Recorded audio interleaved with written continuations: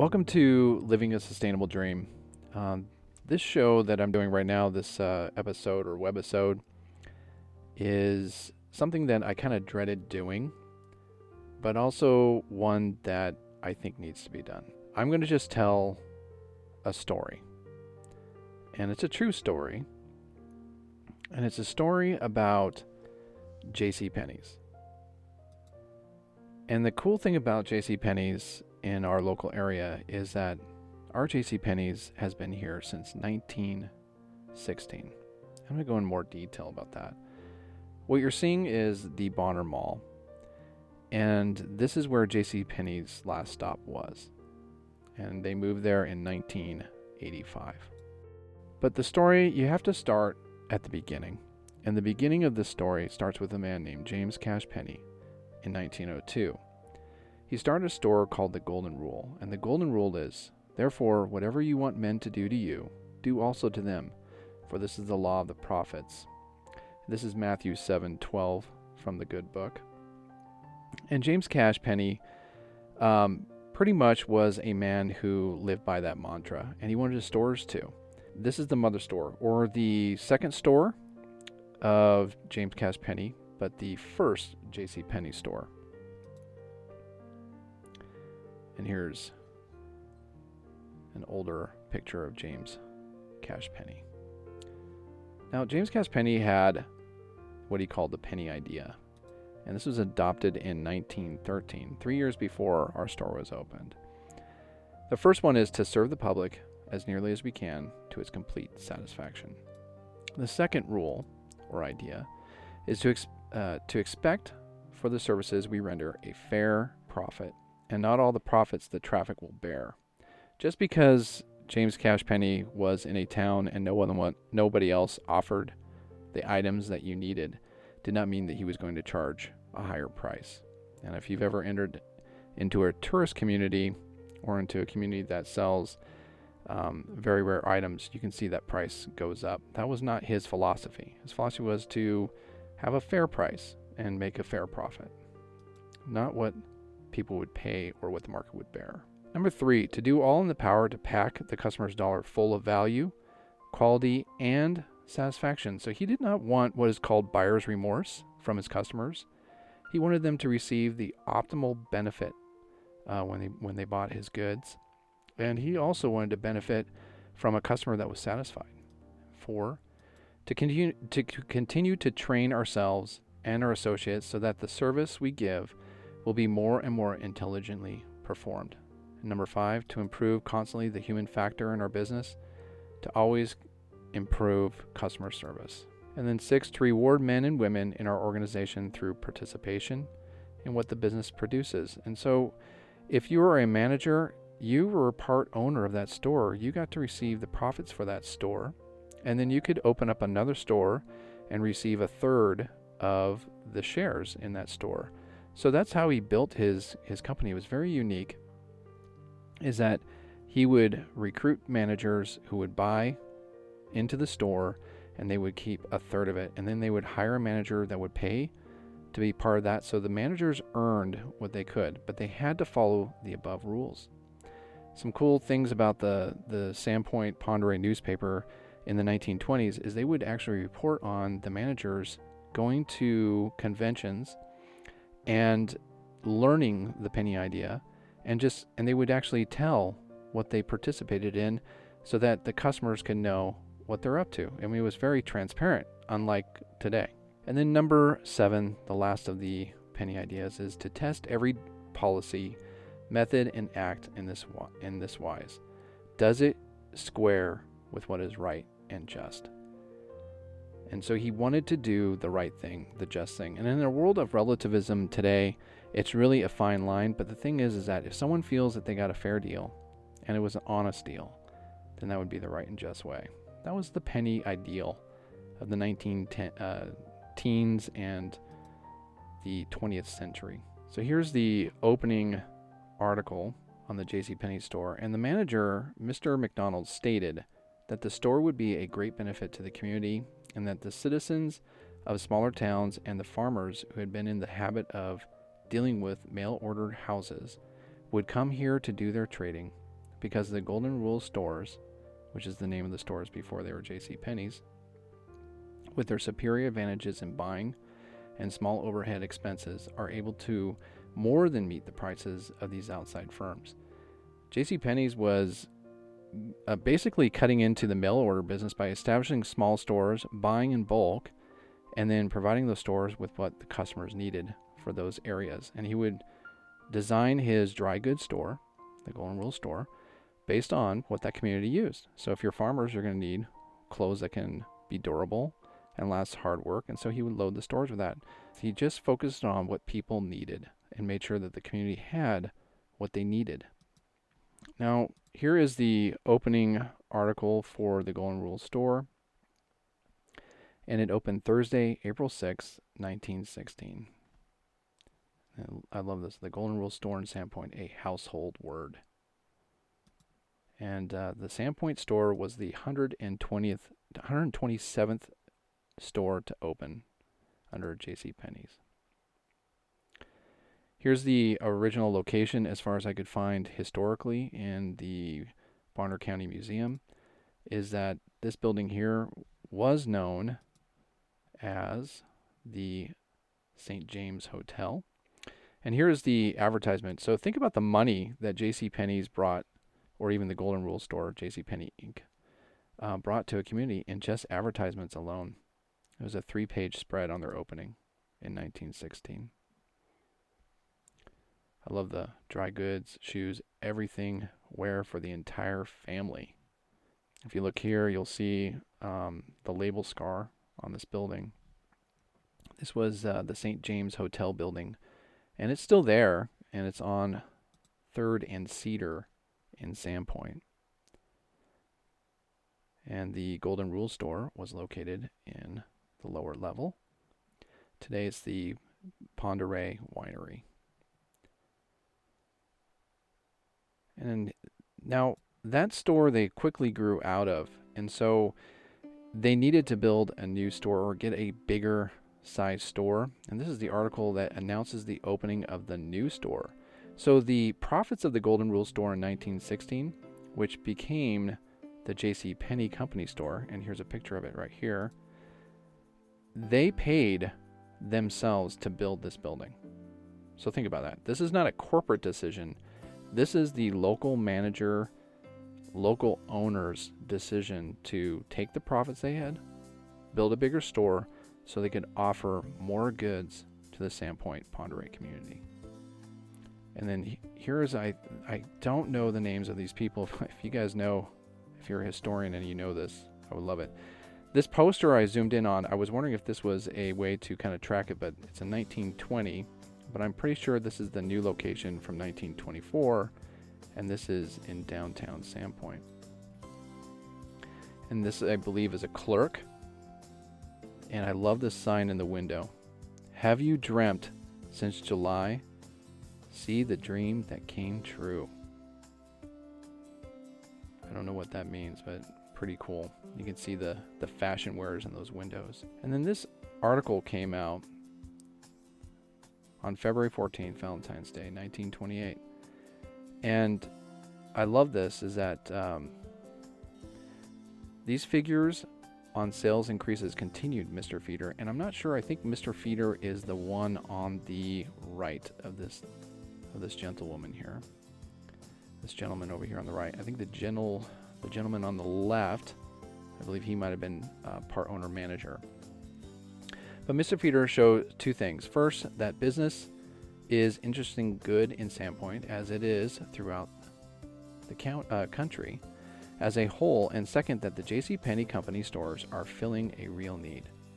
No store or group of stores can succeed which does not meet the public demand. I love this. The offering of reliable merchandise at a fair price, made possible by efficient and economical management, is the only success recipe needed in any stable community. So just thinking about the pride they had in the products they sold. They weren't selling junk that would fall apart in 6 months. They were selling durables that would last as long as possible. It is the purpose of the JC Penney Company to help build every community in which it enters. To this end, it advertises extensively in local newspapers, employs local salespeople, and supports movements for civic improvement by increasing the popularity of the town as a trading center. The JC Penney Company desires to bring in new customers who will help the business of every merchant in the community. So what JC Penney's didn't sell, they would recommend you go to a local store in the area that did sell what they didn't carry. So they could stay focused on what they knew sold well in the community for them as their dry goods store, and then they would promote others that carry things beyond what they carried. You gotta love the mindset of James Cass Penney and how he ran his stores. He tried to be as ethical as possible. Now here is a picture of the inside of that 1924 store, the one that was located downtown. And they were there all the way up until 1985. And then they moved out to the Bonner Mall. If you look at the register, they wrapped individual packages, brown paper, tied up with string. These are a few of my favorite things. That's where that, that's kind of cool that service was there. Not bags, but you would actually wrap the parcels. If you look over here, you see a group of women that are gathered here. This became a place where you would come and socialize and meet and talk. And so the JC Penney store was a place that you go shopping, and then you might see a friend in the community that you haven't seen in a while, and you just talk. And you see a couple back here that are shopping together, and the husband is trying to help his wife pick out something that she likes. And if you look at the whole section here, you got the women's, kind of here towards the back. And I think this is taken on the mezzanine, which is the second story, and there's more merchandise below.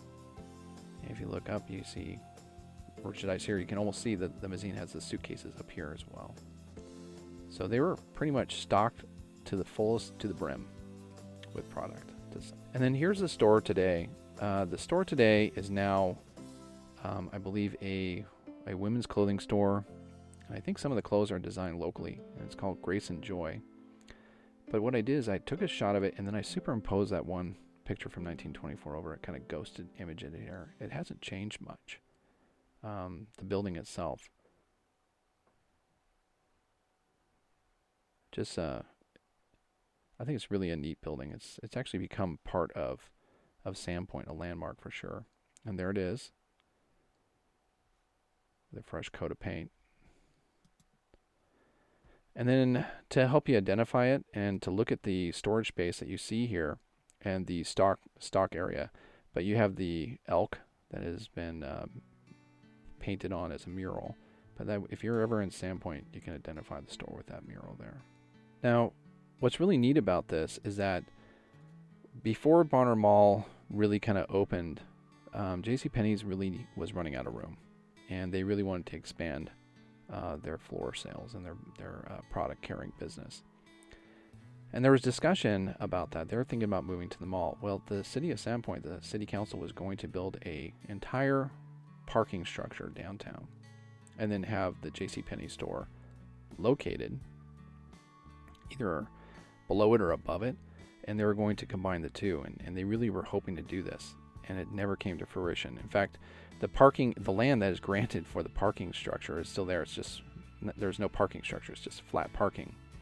But you can still see it downtown. It's right across from the Farm and Park, and or diagonal from Farm and Park and across from the fountain. On, I think it was July 4th, you have the final announcement that this is in 1984, that they were going to open up. Penney's would relocate to Bonner Mall store. And so that was the hope in 1985. That was their projected date. And they did. They moved out of downtown and went to the Bonner Mall after being located downtown for several years. And then JC Penney became pretty much a 35-year time capsule in that mall, frozen in time. And then you fast forward to 2020, and then you have the whole COVID situation and what JC Penney, the corporation, went through. I want to talk a little bit about this mall. This mall, it did have great intentions. It was never really managed well. They never really kind of got it together. The mall went bankrupt. Many of the retail and consumers lost faith in it. But I ghosted some images here of what some of the stores look like. Here's Sport Tees. I was able to find that old photo. It's just vacant. Everything's just vacant down there except for, I think, a Vapor Depot. And DMV is down that way. But here was the Hallmark store, and this was here in 2010 when I moved here. And then Sayers Jewelers, which is the last holdout, has been there since, I believe, 1984, 1985. And that blank wall there used to be the Sears, which is gone. This used to be a photo place. Now it's just storage. And let's talk about what JC Penney's management did. So the CEO, which is Salto, I think her name is Salto, Jill. Her and her crew got paid $10 million during the declaration of bankruptcy to finalize the bankruptcy. She got paid $4.5 million of the 10 herself. So her team, the few people that helped her, got $5.5 million, but she got $4.5 million. And she says here in a statement, she described the deal as the best way to keep the most stores open, maximize shareholder value, and position the brand for the future. And that was what her announcement was. And I've seen several announcements by her. I was watching very carefully what she was going to do with the store because this is our local store. It's been here since 1916, and I was curious what she was going to do with it. By the way, I talked to the managers about this store, and the JC Penney store, which has been in the Sandpoint area since 1916, 104 years, has always been profitable. It is a very profitable store. It's one of the most profitable stores in the state of Idaho. The community really loves their store and supports it, and has always supported the JC Penney in this area. It was not a failing store. So look at the statement here. This is from the CEO again, Jill. Basically, after the Chapter 11 bankruptcy in May, by a heavy debt load and the pandemic response that shuttered nearly all department stores in March, the company followed that up by disclosing plans to shut down 242 unproductive stores. Now, you see that? Unproductive stores? That's not true. Our store was a productive store, and it was shut down. And there's a reason for that. The reason why they shut our store down, I was not behind closed doors on that. I don't know the talks. But to shut down a profitable store was that they were consolidating to the big stores. And what they were doing is putting all their effort into the big stores so they will look probably better on paper. But sadly, some of the best producing stores are the small town stores. That was kind of like the final cut, or basically the nail in the coffin of James Cash Penney's original vision. Go to the rural communities and provide a shopping opportunity for people that don't have it. And now we're left to mail order up here. We got a few local stores, and I think I might talk about them later. If you're really interested in it, if you're still with me on that, maybe you can comment down below and see if that would be something that you're interested in. I can talk about the local stores in the area. But mall giants strike an $800 million deal with JC Penney. Now, this is another reason that it made JC Penney more attractive, is that you shut down all the stores except for the ones in the Simon Property and Brookfield Property Group. So you leave the stores that are open in the malls, and these malls purchased the anchor stores that would stay in their malls. Interesting, huh? So this is our last trip. This is my wife and I shopping at JCP, our local store. This is kind of what it looks like in there. We're in the boys' apparel, and we were buying clothes for our son as best we could, because this is where my wife and I would go shopping for our boy. We'd look for deals. And to be honest, this place is still kind of a local, or was a local hangout. I mean, my wife and I would go out on a date, go out to coffee, and we might go into the JC Penney, look for some sales for either us or my son, and we would maybe catch a movie later at the movie theater. So that's the history in brief of our local JC Penney, and the fact that our community has been robbed of something really cool. And the vision that James Cash Penney is dead. The JC Penneys that you go to now do not have the same views. They do not have the same ideology. And it's just sad. And if they ever got that back, I really truly believe they would be successful. If they actually put the customer first again and sold to the customer what the customer actually needed, instead of just trumping up what they want to sell for profits or trying to make the best profit possible. JC Penney's, the original James Cash Penney, he did not believe in sales. As far as percentages off, 70%, 80%, or 25% or 30%, he didn't believe in that. He believed in charging a fair price, and that you could count on that fair price at every one of his stores. That's how he started out. He didn't believe in gimmicks.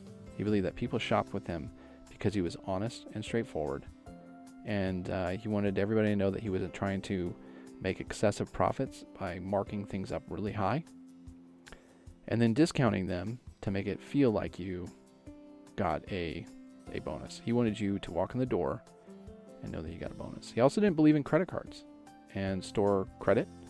He believed cash on the table. If you wanted to buy something, you had to pay cash for it, and it was yours. And if you didn't have the cash, then you'd save up for it. He didn't believe in putting a person in debt. Coming out of the Depression, that was very key to help people get out of debt by encouraging them to have fair prices, so they didn't have to wait till a Black Friday deal to get something. They could go to JC Penney's when they needed a pair of pants or a shirt, and they know they were getting a fair price. Wouldn't that be nice to have again? And to encourage you guys in 2021, just let you guys think about this. JC Penney's was created by James Cash Penney because he saw a need.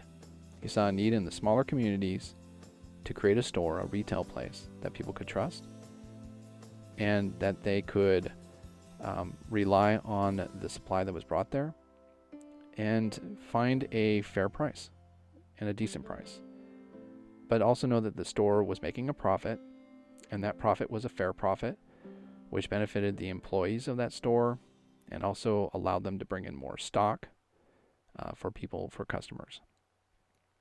That future can happen again. And we're coming to a point where corporations have become so disconnected from the public. They're now advertising to us what they want us to buy to maximize our profits, not what we need, not what we want. And if a store was to come along and open its doors and sell people at a fair price what people needed, I think it would be a success, especially in these rural communities that are now relying on 2-4 day shipment time to get products they need, and then to have those products fail out of the box and then have to ship it back and wait another 2 to 4 days for a new product to come. That's just terrible. So I do believe that this is a viability, and there is a store in town that is doing really well in Sandpoint area, and I'd like you guys to check it out. It's called Larson's, and they've been around for quite a while. 3rd generation, I believe, ownership, and they are a retail store, sells clothing, and they do a very good job with their business here. And so if you want to support a small community store and you're ever in Sandpoint, check out Larson's downtown. I just want to add real quick one more store to talk about, and I kind of briefly talked about it a little bit as far as being in the second Penney's location, and that is the store Grace and Joy. It's hopeful to see stores like Grace and Joy, because what Grace and Joy is doing is something so unique and so in the spirit of JC Penney, is that they are designing their clothes and they are having families, not factories, sew their clothes for them. And so many of their clothes are actually designed and made right here in Idaho. So what a cool thing for this family to do. It's a mother and daughters that are working together to promote this small business in downtown Sandpoint in the old JC Penney's building.